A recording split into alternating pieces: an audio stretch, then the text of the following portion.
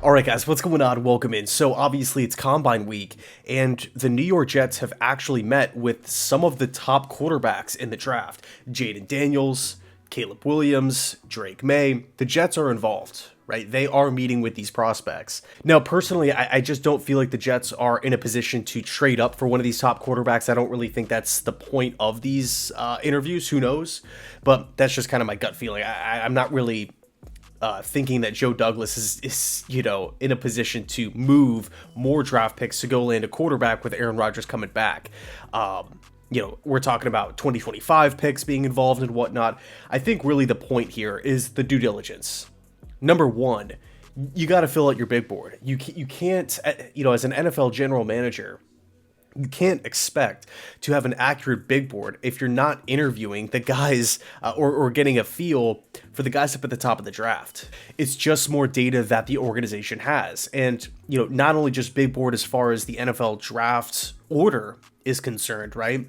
But how do those prospects stack up to, other quarterbacks in past drafts, right? Like what's your scouting grade on a given player? For example, if an organization has an overall grade on a specific prospect, let's just say the Jets view Jayden Daniels as 91 out of 100, right? Let's just throw that hypothetical score out there. And they had, let's just say, Trevor Lawrence, the guy who went number 1 overall, at 94 out of 100 or 93 or comparable. They were both 92 in the Jets' eyes. All of a sudden, the Jets are looking at Jayden Daniels as an extremely, extremely touted quarterback prospect, as opposed to just, comparing him to the quarterbacks in this given draft. Now, of course, the major pushback here, Joe Douglas drafted Zach Wilson 2nd overall. He drafted James Morgan in the 4th round. Clearly 0 for 2 in the quarterback scouting department, but regardless, it's important to have that information. Right, and the other big point of this too, what happens if a guy falls? I get that it's unlikely, but you never know how the NFL draft is going to pan out. For example, last year, we were literally having mock drafts come out the day before the actual draft, mocking Will Levis in the top 10, the day before the draft, and he goes in round 2. So it goes to show that crazy things happen.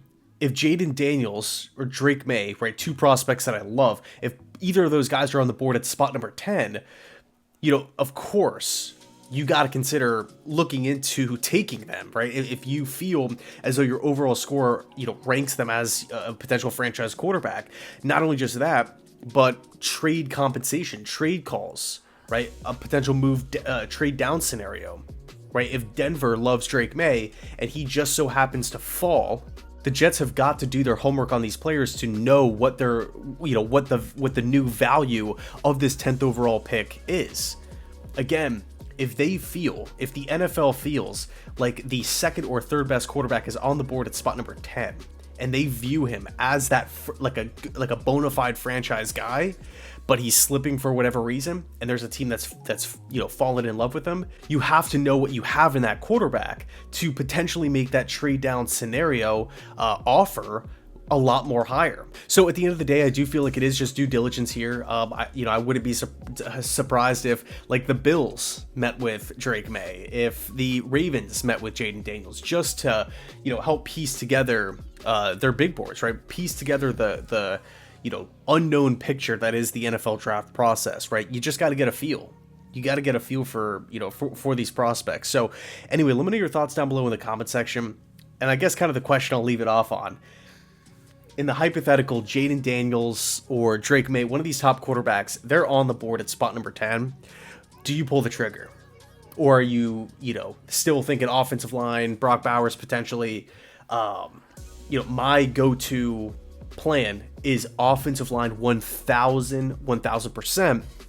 But of course, if you have one of these top quarterbacks falling, that means that we could potentially have more offensive line men going in the top 10, right? So of course it's I don't want to dive too much into it, too many hypotheticals here, but look, if Jayden Daniels is on the board at spot number 10, would you pull the trigger? If Drake Maye's there, would you pull the trigger on that? I think it could be a fun discussion. Anyway, thanks so much for watching. I appreciate it, and as always, go Jets.